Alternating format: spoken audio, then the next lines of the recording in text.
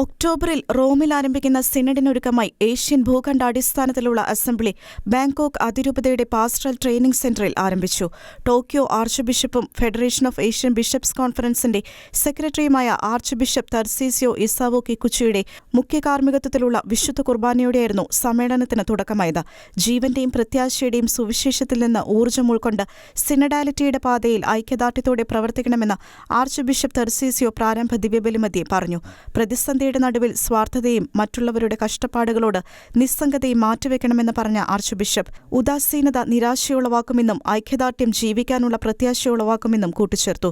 രൂപത ദേശീയ തലത്തിലുള്ള ചർച്ചാ സമ്മേളനങ്ങൾക്ക് ശേഷം നടക്കുന്ന അസംബ്ലിയിൽ 21 രാജ്യങ്ങളിൽ നിന്നുള്ള 17 മെത്രാൻ സമിതികളുടെയും 2 മെത്രാൻ സിനഡുകളുടെയും പ്രതിനിധികളായി 80 പേരാണ് സംബന്ധിക്കുന്നത്.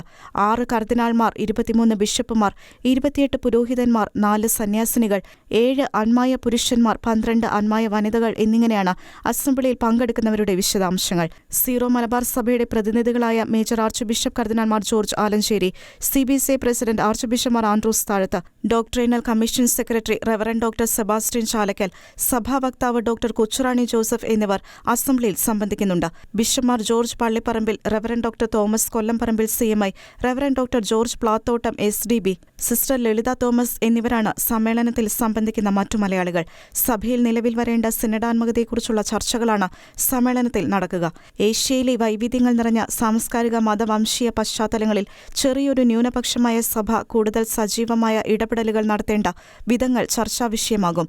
ത്രിദിന സമ്മേളനം ഞായറാഴ്ച സമാപിക്കും. International desk, Shekinah news.